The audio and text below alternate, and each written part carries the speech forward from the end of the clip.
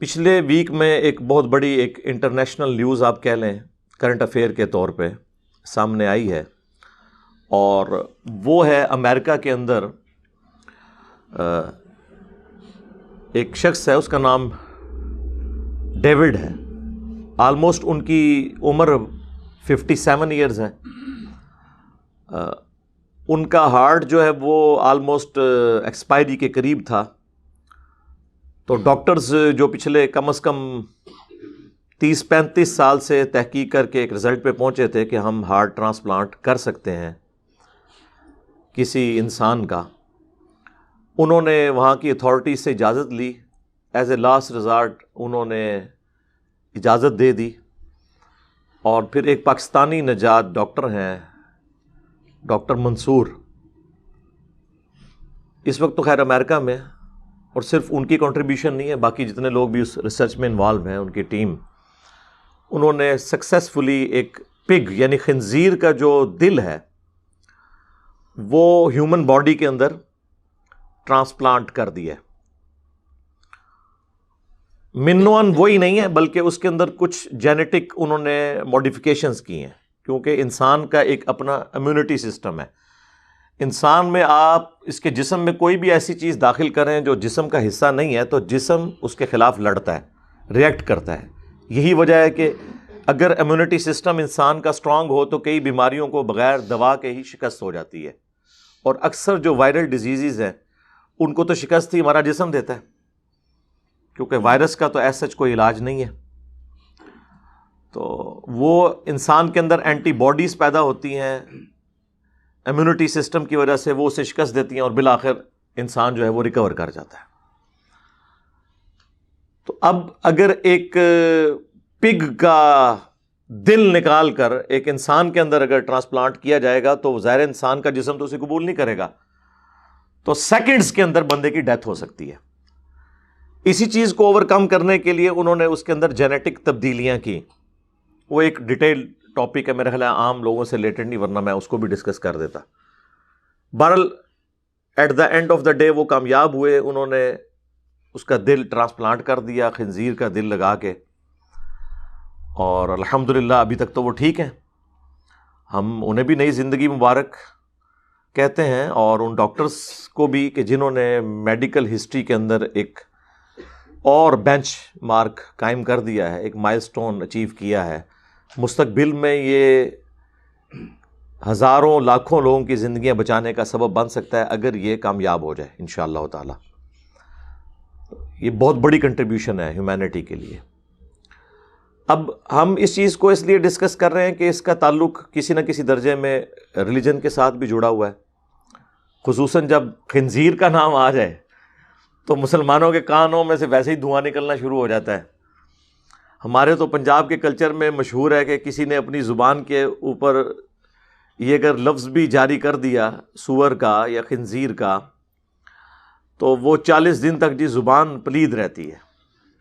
اب انہیں یہ پتہ نہیں ہے کہ خنزیر کا لفظ قرآن میں بھی آیا ہے، اور جب آپ قرآن کی تلاوت کرتے ہوئے خنزیر کا لفظ پڑھ رہے ہوتے ہیں قرآن کے اندر تو ہر حرف کے بدلے آپ کو 10 نیکیاں بھی مل رہی ہوتی ہیں، تو زبان کہاں سے پلید ہوگی؟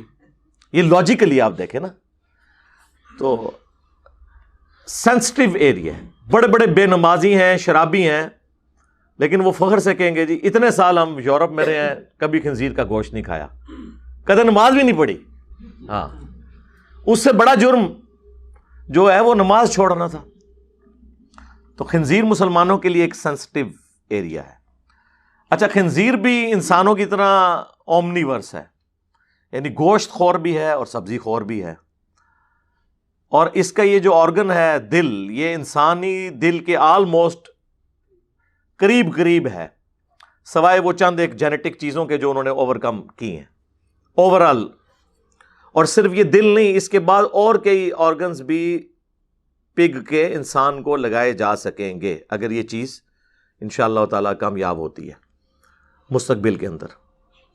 تو خنزیر کے ساتھ ہمارا سینسٹیو ایریا جڑا ہوا ہے، اور بات اپنی جگہ تو درست ہے۔ قرآن حکیم میں اللہ تعالیٰ نے کم از کم 4 مقامات کے اوپر خنزیر کے حوالے سے ڈسکشن کی ہے، سورۃ البقرہ کے اندر، سورۃ المائدہ کے اندر، سورۃ الانعام میں، سورۃ النحل میں، سورہ البقرہ کے اندر تو یہ آلموسٹ 173 نمبر آیت ہے. چلیں میں اس کو کور بھی کر دیتا ہوں تاکہ آپ کو تھوڑا بہت آئیڈیا ہو جائے.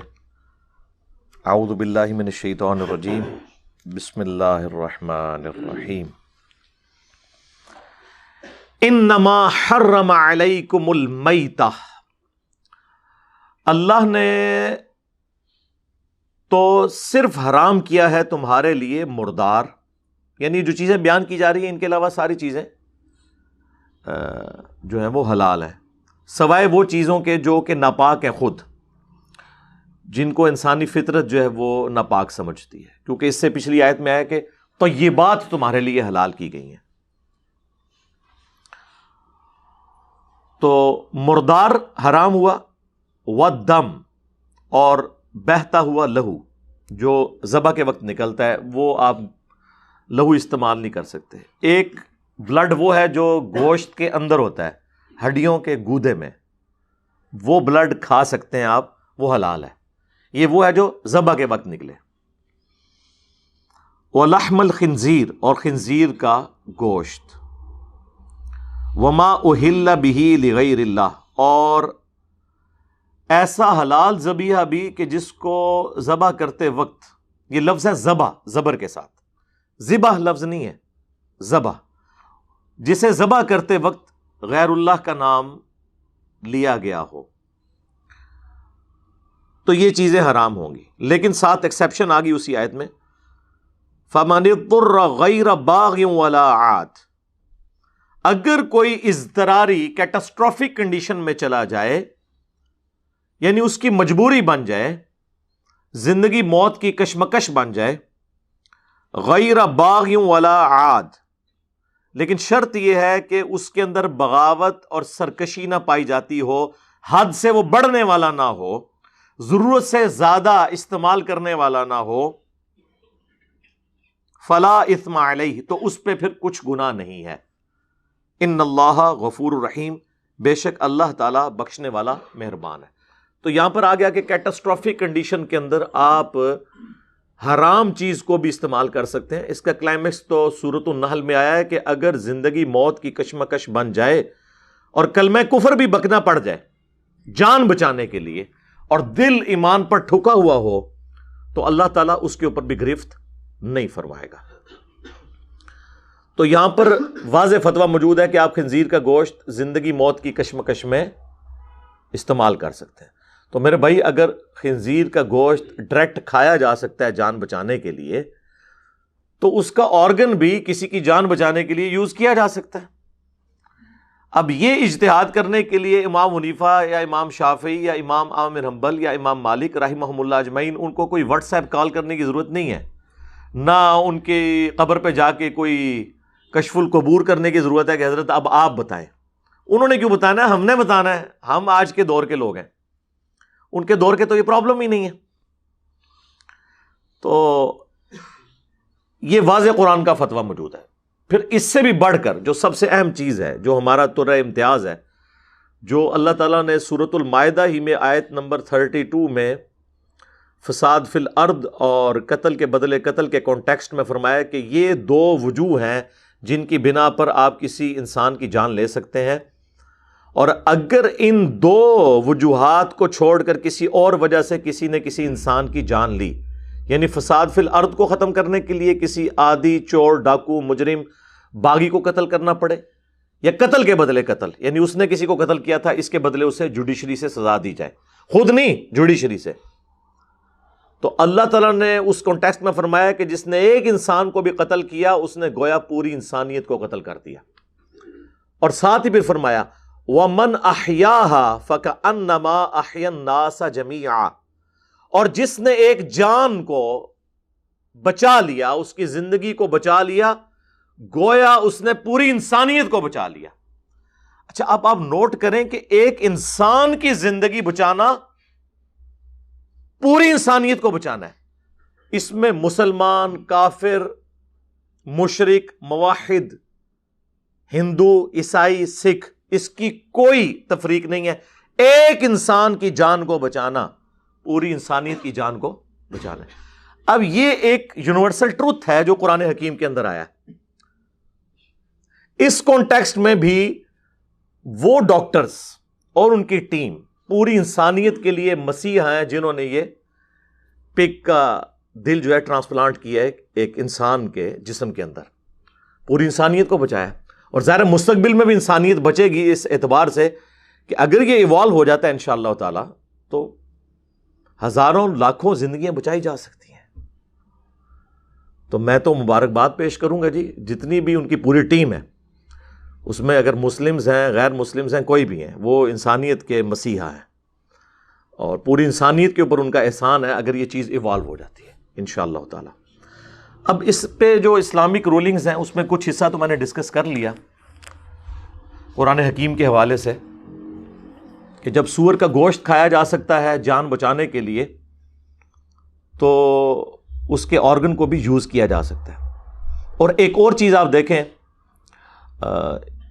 بلڈ ڈونیشن, اس کے اوپر تو سب ایگری کرتے ہیں.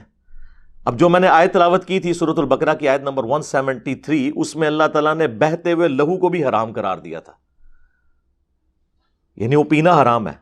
لیکن جب ہم بلڈ ڈونیٹ کرتے ہیں یا کوئی شخص خون لگواتا ہے, وہ بہتا ہوا لہو ہی ہوتا ہے لیکن وہ جان بچانے کے لیے ہوتا ہے. تو کیٹاسٹرافک کنڈیشن کے پھر احکامات بالکل ڈیفرنٹ ہوتے ہیں. تو آلریڈی ہم یہ سب کچھ کر رہے ہیں.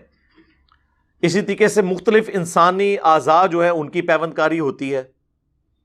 لیور ٹرانسپلانٹ ہوتا ہے ایک انسان کا, کاٹ کے دیا جاتا ہے. بل اس میں ایک چیز ہونی چاہیے کہ یہ جو جتنے بھی آرگنز ہیں یہ بیچے نہ جائیں ورنہ ایک کاروبار بن جائے گا.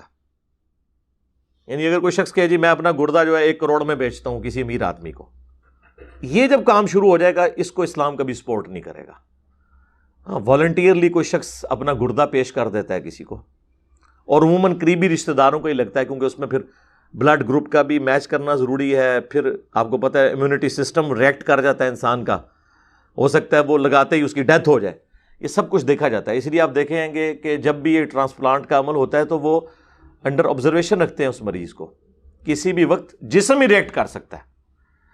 ہمارا جسم جو ہے نا جی دنیا کا سب سے خطرناک جراثیم ہمارا جسم خود ہے, کیونکہ یہ تو ہزاروں لاکھوں جراثیم کو ختم کر دیتا ہے اپنے امیونٹی سسٹم کی وجہ سے, اینٹی باڈیز بنا کے. ورنہ یقین کریں اس پلانٹ ارتھ کے اوپر ایسے ایسے جراثیم ہیں کہ انسانیت تو کب سے ختم ہو جاتی اگر اللہ تعالیٰ نے انسان کے اندر اتنی صلاحیت نہ رکھی ہوئی ہوتی, جو انسان کو خود بھی نہیں پتا. اب تو یہ میڈیکل سائنس کی ترقی کی وجہ سے یہ میریکل ہو رہا ہے نا کہ لوگوں کو پتا چل رہا ہے کہ انسان اللہ نے کیا چیز بنا دی ہے. تو اس اعتبار سے بھی یعنی انسانیت کی جان بچانے کے اعتبار سے بھی اگر اس طرح کی کوئی ایکٹیویٹیز پرفارم کی جاتی ہیں تو بالکل درست ہیں. اللہ کے محبوب صلی اللہ علیہ وآلہ وسلم کی جو تعلیمات ہیں نا جی اس حوالے سے وہ بڑی اسٹانشنگ ہیں, آپ حیران ہوں گے, اس کے اوپر گھنٹوں بولا جا سکتا ہے.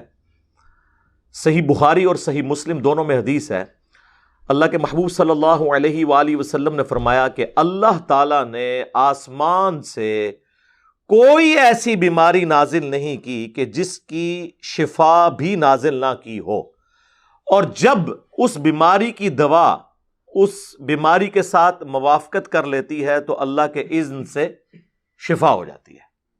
اب وہ ڈسکوری انسان نے کرنی ہے. اور نبی علیہ السلام کی ٹالرنس کا لیول دیکھیں کہ صحیح بخاری اور صحیح مسلم میں حدیث موجود ہے کہ شفا 3 چیزوں کے اندر ہے. ہجامہ کروانے میں یعنی کپنگ جسے آپ یہ پچھنے لگوانا بھی کہتے ہیں, دوسرا شہد میں, اور تیسرا آگ کے ذریعے داغ لگوانے میں. یعنی اگلے زمانوں میں جب خون بہ رہا ہوتا تھا زخم سے اور خون نہیں رکتا تھا تو اس وقت تو ظاہر ہے ایسی ادویات تو نہیں تھی, پھر اس کو تیر کو یا نیزے کو کسی بھی لوہے کی گرم سلاخ کو گرم کر کے اس زخم پہ رکھا جاتا تھا, وہ وہاں سے گوشت روسٹ ہو جاتا تھا اور پھر خون نکلنا بند ہو جاتا تھا. اسے کہتے ہیں داغ لگانا. اب الیکٹرک داغ لگانے والے انسٹرومنٹ بھی ہیں جو ڈاکٹرز یوز کرتے ہیں. آپ کو یاد ہوگا آج سے 15-20 سال پہلے جب یہ بائی پاس کا آپریشن ہوتا تھا تو 15-20 بوتلیں ارینج کی جاتی تھی مریضوں کے لیے. اب آپ نے سنا ہے کہ جی اتنی بوتلیں ارینج کریں, اب نہیں ہوتی, کیونکہ اب مزید انسانیت کو اللہ نے ترقی کروا دی ہے. کئی لوگوں کا بائی پاس ہوتا ہے اور انہیں خون کی کوئی بوتل نہیں لگتی, وہ اس طریقے سے اوور کم اسے کر لیتے ہیں, کیونکہ کچھ عرصے کے اندر 3 مہینے کے اندر تو ایک پوری بوٹل انسان فریش خون خود بنا لیتا ہے, جو اللہ نے انسان کے اندر کمپیٹنسی رکھی ہوئی ہے. میرے بھائی یہ کمپیٹنسی کا ہمیں خود بھی نہیں پتا تھا. اگر ان چیزوں کا ہمیں نہیں پتا, ہمارے ماں باپ کو نہیں پتا, تو پھر یہ بنانے والا کوئی اور ہے. جس چیز کا ہمیں بیسک نالج بھی نہیں تھا, وہ چیزیں ہم نے کیسے بنا لی یا ہمارے ماں باپ نے کیسے بنا لی. تو سوچنے کی بات ہے. تو اب وہ داغ, اچھا اب داغ کو نبی علیہ السلام فرمایا یہ یعنی 3 طریقہ علاج میں یہ بیسٹ ہیں, ہجامہ, کپنگ, شہد اور داغ. لیکن ساتھ ہی فرمایا کہ میں اپنی امت کو داغ لگانے سے منع کرتا ہوں, یعنی نبی علیہ السلام نے اسے پسند نہیں فرمایا کہ آگ کے ذریعے علاج کیا جائے. اچھا منع خود کر دیا, لیکن صحیح مسلم شریف اٹھائیں, حضرت سعد ابن معاذ کو جب گھٹنے میں تیر لگا اور ان کا خون نہیں رکتا تھا, تو نبی صلی اللہ علیہ وآلہ وسلم نے اپنے مبارک ہاتھوں سے ان کو داغ دیا. اسی طریقے سے غزوہ خندق کے موقع ہی پر ابی ابن کعب کو زخم لگا, بڑے علاج کے باوجود ان کا خون نہیں رک رہا تھا, تو نبی علیہ السلام نے کہا کہ اسے طبیب کے پاس اٹھا کر لے جاؤ اور اس سے داغ لگواؤ. داغ لگوایا تو ان کا خون رک گیا. یعنی ایک طرف ہمارے پروفٹ صلی اللہ علیہ وآلہ وسلم اس طریقہ علاج کو ڈسکریج کر رہے ہیں, لیکن ایز اے لاسٹ ریزارٹ جب کوئی اور صورت نظر نہیں آئی تو آپ نے اپنے مبارک ہاتھوں سے خود داغ لگایا اور لگوایا بھی. یہ اس بات کا ثبوت ہے کہ علاج کے معاملے میں عام جو رولنگز ہیں وہ پھر اٹھ جائیں گی. وہ کیٹاسٹروفک کنڈیشن ہے, اضطراری کیفیت جسے کہا جاتا ہے, اس کا حکم پھر بالکل ڈفرنٹ ہو جاتا ہے. بخاری اور مسلم دونوں میں حدیث ہے, نبی صلی اللہ علیہ وآلہ وسلم نے فرمایا کہ میں تمہیں منع کرتا ہوں سونے اور چاندی کے برتنوں میں کھانا کھانے سے, یعنی یہ تکبر کی علامت ہے, اور ریشمی لباس پہننے سے. مرد کے لیے یہ حرام کر دیا گیا. حتیٰ کہ اس کا کلائمیکس بھی موجود ہے بخاری اور مسلم میں کہ جو دنیا میں ریشم پہنے گا پھر آخرت میں اس کا کوئی حصہ نہیں ہے. کتنی وعید ہے, کتنی سخت وعید ہے. لیکن بخاری اور مسلم میں یہ آتا ہے کہ حضرت زبیر اور حضرت عبد الرحمن بن عوف رضی اللہ تعالی عنہما دونوں 10 جنتی اصحاب میں سے ہیں. ان کو خارش پڑ گئی جسم میں, تو طبیب نے کہا کہ آپ ریشم کا لباس پہنے تو آپ کی خارش دور ہو جائے گی, ریشمی لباس سے یہ دور ہو جائے گی. تو نبی علیہ السلام نے پھر انہیں حکم دیا کہ تم ریشمی لباس پہنو. اب ریشم پہننا حرام, لیکن علاج کے طور پر خارش دور کرنے کے لیے آپ نے فرمایا کہ تم اسے استعمال کرو. یہ ٹالرنس کا لیول ہے. جامعہ ترمذی میں سنن ابی داؤد میں حدیث ہے, صحابہ نے پوچھا یا رسول اللہ ہم جب بیمار ہوتے ہیں تو علاج کروایا کریں, تو آپ صلی اللہ علیہ وآلہ وسلم نے فرمایا کہ اللہ کے بندو علاج کروایا کرو. یعنی اب میں صوفیوں سے پوچھوں گا کہ اللہ کے بندو تم لوگ یہ گدڑیاں پہن کے اور گندے کپڑوں میں گھومتے ہو اور اسے عاجزی کی علامت بتاتے ہو, پھر وہ کہتے ہیں جی ایک بندے کو جوئیں پڑی ہوئی تھی, وہ گرتی تھی وہ دوبارہ جسم پہ رکھ لیتا, بڑا ترکیا سی جی, رکھ لینا سی, اور اس کو فخریہ بتا رہے ہوتے ہیں کہ جی بڑا درویش تھا. تو نبی علیہ السلام فرمایا کہ اپنا علاج کروایا کرو, اللہ کے بندو علاج کرواؤ. اللہ نے بڑھاپے کو چھوڑ کر کوئی ایسی بیماری نازل نہیں کی کہ جس کی شفا نہ ہو. بڑھاپا ریورس نہیں ہو سکتا. ہاں آپ اپنے وہ ایجنگ کو کسی حد تک کنٹرول کر سکتے ہیں اس اعتبار سے کہ اپنی خوراک اچھی رکھیں, لیکن یہ نہیں کہ بڑھاپا آنے سے آپ روک لیں گے. یہ ہے کہ آپ نے اگر 50 سال میں بڑھاپے کی طرف جانا ہے تو اب آپ 70 میں جائیں گے. جس طرح آپ دیکھیں گورے کتنے فٹ نظر آتے ہیں, وہ اپنا ہر چیز کا خیال رکھ رہے ہوتے ہیں. تو سب سے بڑھ کر جیپنیز کو آپ دیکھیں, اس وقت بھی ابھی میں نے لیٹسٹ 2-3 ہفتے پہلے جب گوگل میں سرچ کیا تو 82,000 آلموسٹ 1 لاکھ کے قریب لوگ جاپان میں ایسے ہیں جن کی عمریں 100 سال سے زیادہ ہیں. 1 لاکھ. یہ پاکستان میں آپ کو جو بابے بابیاں نظر آتے ہیں نا کہ میں 103 دیے, فراڈ ہے, جھوٹ ہے. ان بیچاروں کو تو اپنی کوئی ڈیٹ آف برتھ ہی نہیں پتا ہوتی ہے, وہ اتنی نہیں ہوتی. بہت کم لوگ ہیں جو 100 کو کراس کرتے ہیں. اب وہ بہت شکلیں. اب میں آپ کو بتاؤں میرے ساتھ کے جتنے لوگ ہیں نا, میری ابھی آلموسٹ 45 ایئرز ایج ہونے والی ہے, آپ میرے کلاس فیلوز کو دیکھیں تو وہ میرے ابو کی عمر کے نظر آتے ہیں, کیونکہ لیونگ سٹائل کا فرق ہوتا ہے نا میرے بھائی, حالات و واقعات کا فرق ہوتا ہے. تو وہ یہ لوگ جو کلیم کر رہے ہوتے ہیں اس طرح ہوتے نہیں ہیں, وہ وقت سے پہلے ہی وہ ان کی عمر تو ویسے ہوتی 50 سال, لیکن ان کے آرگنز جو ہیں وہ 70-80 سال کی لائف گزار چکے ہوتے ہیں. پاکستان کے ہوٹلوں کے جو پریزرو کیے ہوئے کھانے کی برکت سے یہ سب کچھ ہو گیا ہوتا ہے ان کے ساتھ. تو نبی صلی اللہ علیہ وآلہ وسلم نے حکم فرمایا کہ آپ نے علاج کروانا ہے. علاج کروانا یعنی یہ سنت نبوی ہے صلی اللہ علیہ وآلہ وسلم, اور یہ کوئی توکل یا کوئی درویشی یا بزرگی نہیں ہے کہ کوئی شخص جو ہے وہ اپنا علاج ہی نہ کروائے بیمار ہونے کے بعد. اب یہ وہ تعلیمات ہیں جو آپ دنیا کے کسی بھی انسان کو ایز اے ریلیجن پیش کر سکتے ہیں. اللہ کی کتاب پیش کریں, وَأُوحِيَ إِلَيَّ هَذَا الْقُرْآنُ لِأُنذِرَكُم بِهِ وَمَن بَلَغَ. اے نبی فرماؤ کہ یہ قرآن مجھے اللہ نے اس لیے وحی کیا تاکہ اس کے ذریعے میں تمہیں بھی تبلیغ کروں, جس تک یہ کتاب پہنچ جائے اس کتاب کے ذریعے تبلیغ کرے. مولویوں کی لکھی ہوئی کتابیں نہیں جی, وہ تبلیغ جماعت والوں کو فضائل اعمال پکڑا دی, دعوت اسلامی والوں کو فضائل سنت پکڑا دی, ہر بندہ اپنے اپنے بزرگوں کی مولویوں کی کتابیں, اللہ کی کتاب جو ہے وہ پس پش ڈالی ہوئی ہے. تو ٹھیک ہے, پھر اب آپ بھگتیں گے اس طرح کی چیزوں کو, اور بھگت رہے ہم. اچھا, نبی علیہ السلام کی آپ ٹالرنس کا لیول دیکھیں. جامعہ ترمذی میں, سنن ابی داؤد میں ایک حدیث ہے, مشکات کے اندر بھی موجود ہے. ایک جنگ کے دوران ایک صحابی کی ناک کٹ گئی, وہ مسئلہ کیا نا, اس زمانے میں لوگ یہ بھی اذیت دیا کرتے تھے, جان ان کی بچ گئی. تو نبی صلی اللہ علیہ وآلہ وسلم نے انہیں حکم دیا کہ تم چاندی کی ناک نہ لگواؤ.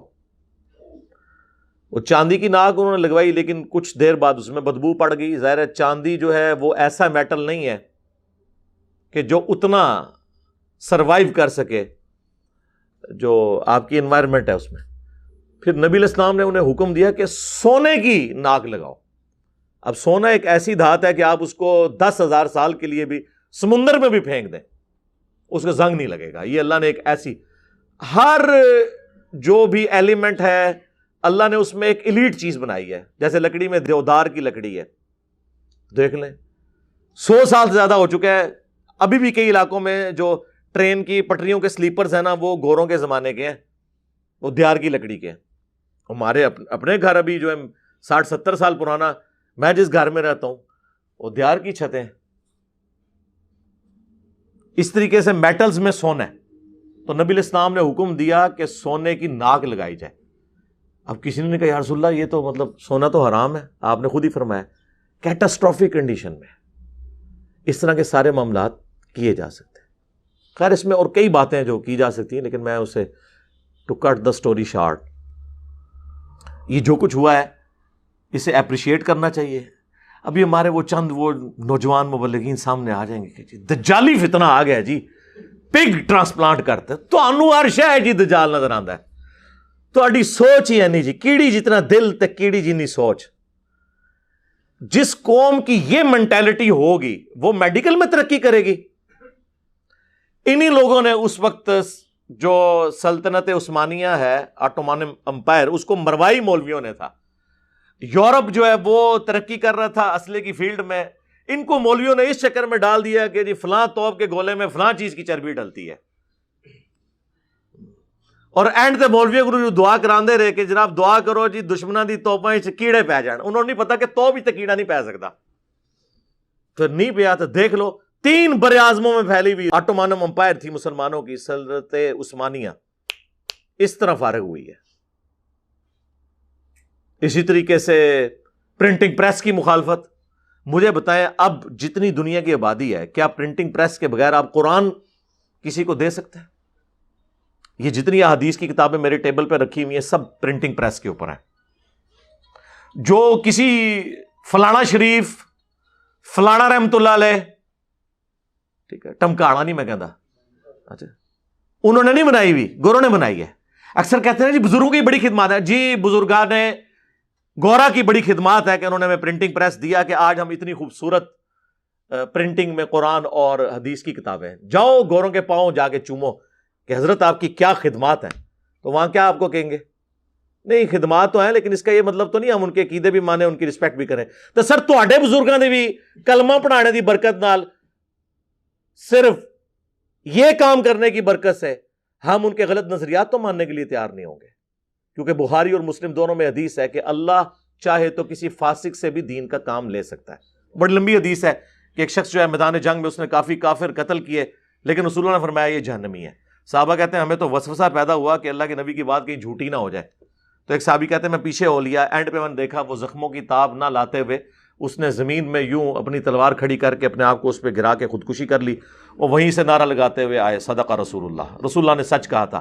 پھر آپ نے فرمایا بلال اٹھو اور اعلان کر دو کہ آخرت کا جو دار و مدار ہے وہ خاتمے کے اوپر ہے، اور بعض اوقات اللہ تعالیٰ کسی فاسق سے بھی دین کا کام لے لیتا ہے۔ تو یہ کہنا جی فلاں بندے نے جناب کلمہ پڑھا دیا، انہوں چٹنا ایسی چٹو، پھر ڈاکٹر ذاکر نائک کو نہیں مانیں گے، اس نے تو آن کیمرہ کلمہ پڑھایا ہے، اور وہ غریب الوطنی کی زندگی بھی گزار رہے ہیں حضرت ابراہیم علیہ السلام کی طرح، لیکن کہتے ہیں نہیں جی ہمیں تو اس کے عقیدوں سے اختلاف ہے۔ تو سر آپ کے بابوں کے عقیدوں سے بھی ہمیں اختلاف ہے، لہٰذا ہمیں کسی کی دوست نہ لگائیں، علمی گراؤنڈ پہ آ کے بات کریں۔ تو وہ اب بیٹھ جائیں گے لوگ ویلاگ بنانے، جی وہ دجالی فتنہ، جی یہ ہو گیا، جی وہ ہو گیا، اور بس وہ پھر اس کے اوپر ویوز حاصل کریں گے، کنٹریبیوشن زیرو، نہ کھیڈاں گے نہ کھیڈن دیاں گے۔ اور اس تو بڑی گال ایک غریب اتو بدتمیز، غریب آدمی بیچارہ کیا بدتمیزی کر سکتا ہے؟ غریب آدمی تو یس سر ہی کر سکتا ہے آئی ایم ایف کو بھی اور امریکہ کو بھی اور چائنا کو بھی، اس کو تو بدتمیزی کرنے کا حق ان کو ہے جو کھلا رہے ہیں ہمیں۔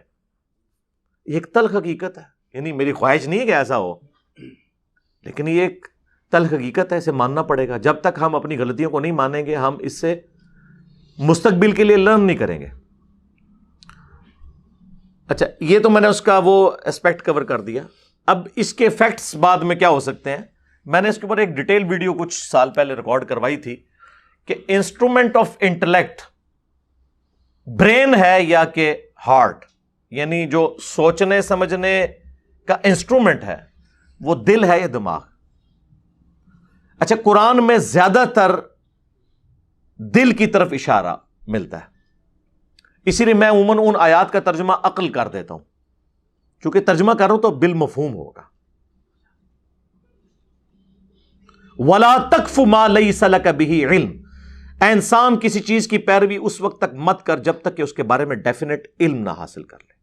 إِنَّ السَّمْعَ وَالْبَصَرَ وَالْفُؤَادَ كُلُّ أُولَئِكَ كَانَ عَنْهُ مسئولا، بے شک کان، آنکھیں اور دل یا دماغ یا عقل، اس کے بارے میں پوچھا جائے گا کہ تم نے ان تین انسٹرومنٹس کو یوز کر کے علم حاصل کر کے سچ بات تک پہنچنے کی کوشش کیوں نہیں کی۔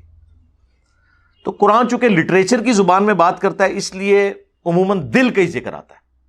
ایک سائنٹسٹ بھی ہے نا، وہ بھی یہ کہے گا کہ آج میرا دل کر رہا ہے بریانی کھاؤں، وہ یہ نہیں کہے گا کہ آج میرا دماغ کر رہا ہے کہ بریانی کھاؤں، آج میرا دماغ جو ہے نا وہ پکوڑے مانگ رہا ہے، وہ کہے گا آج میرا دل کہہ رہا ہے کہ آج موسم ذرا ٹھنڈا ہے، پکوڑے اور اس طرح کی کوئی چٹپٹی چیز مل جائے، کیونکہ لٹریچر کی زبان میں بات ہو رہی ہوتی ہے۔ ایون امریکن اخبار بھی اٹھائیں گے نا تو اس پہ لکھا ہوگا سن رائز اور سن سیٹ، بھی سن تو نہ رائز ہوتا ہے نہ سیٹ ہوتا ہے، ود رسپیکٹ ٹو زمین ہو رہا ہوتا ہے، لیکن ایکچولی تو ایسا نہیں ہوتا، لیکن لٹریچر میں ہو رہا ہوتا ہے، کامن آبزرویشن میں، تو ہم اس پہ کوئی مذاق نہیں اڑاتے۔ تو قرآن میں اس طرح کی جتنی باتیں آتی ہیں نا ان کو آپ نے لٹریچر کی زبان میں سمجھنا ہے، لیکن یہ بات بھی حقیقت ہے کہ ماڈرن سائنس نے اس بات کی تصدیق کی ہے کہ دل بھی سوچتا ہے، اور یہ لیٹسٹ ریسرچ آ چکی ہے، اس کے لیے میری آپ ویڈیو دیکھ لیں، اس میں نے ریفر بھی کیا تھا۔ کچھ لوگوں کے جو ہارٹ ٹرانسپلانٹ ہوئے ہیں تو ہارٹ ٹرانسپلانٹ ہونے کے بعد ان کی عادتیں یکسر بدل گئی ہیں، اور وہ عادتیں وہ والی ہو گئی ہیں کہ جن لوگوں کے دل انہیں لگائے گئے تھے، یعنی مرنے کے بعد بھی کچھ گھنٹے تک کے لیے اگر آپ دل کو یعنی ہائی اس کو چارج دے کے دوبارہ سے ایکٹیویٹ کر لیں، ظاہر ہے یہ نہیں کہ زندہ بندوں کے دل لگاتے ہیں، وہ مرے ہوئے بندوں کے کچھ دیر تک، جس طرح آنکھیں ہیں، دل ہے، کچھ آرگن استعمال ہو سکتے ہیں مرنے کے بعد بھی اگر نکال کے انہیں فوراً پریزرو کر لیا جائے، تو ان کی عادتیں وہ ہو گئی ہیں یہ یوٹیوب کے اوپر باقاعدہ ویڈیوز رکھی ہوئی ہیں. یعنی ایک بالکل انٹروورٹ قسم کا بندہ تھا, گم سم رہنے والا, اکیلا رہنے والا, نیا دل لگا اسے, وہ بڑا جناب ایکسٹروورٹ ہو گیا, اس نے جاگنگ شروع کر دی ہے, سائیکلنگ شروع کر دی ہے. جب انہوں نے چیک کیا تو وہ جس بندے کا دل لگا رہا ہوں اس کے اندر وہ ساری عادتیں موجود تھی. تو اس سے لگتا ہے کہ یہ چیزیں بھی ٹرانسفر ہوتی ہیں. لیکن اس کی وجہ سے کوئی یہ نہ ہو کہ یہ کہنا شروع کر دے اب اگر کسی کو پگ کا لگ گیا تو پگ والی چیزیں نا اس میں آ جائیں. آ سکتی ہیں, لیکن اس کے اوپر کنٹرول اللہ نے عقل کا رکھا ہوا ہے. وہ تو انسان جس ماحول میں رہے گا اس کو اڈاپٹ کر لے گا. اگر آپ یہ مان لیں کہ زبردستی ہو سکتا ہے, نہیں, اس کا دل کیا, اس نے کرنا شروع کیا. لیکن اگر کئی آتے نہیں بھی آئیں اور اگر اسے سمجھ آئی کہ یار یہ جو میرا دل تو کر رہا ہے لیکن اس کرنے میں مجھے عافیت نہیں, نقصان ہے, تو وہ کبھی بھی نہیں کرے گا. آپ بے شک جس کا مرضی دل لگا لیں, کیونکہ یہ اختیار انسان سے اللہ نے نہیں چھینا ہوا. یہ ذہن میں رکھیے گا. انسان کو چھوڑ لیں, آپ بکری کے سامنے لا کے فریش قیمہ رکھیں نا, وہ اس کی طرف دیکھے گی بھی نہیں, اس کی انسٹنکٹ نہیں ہے.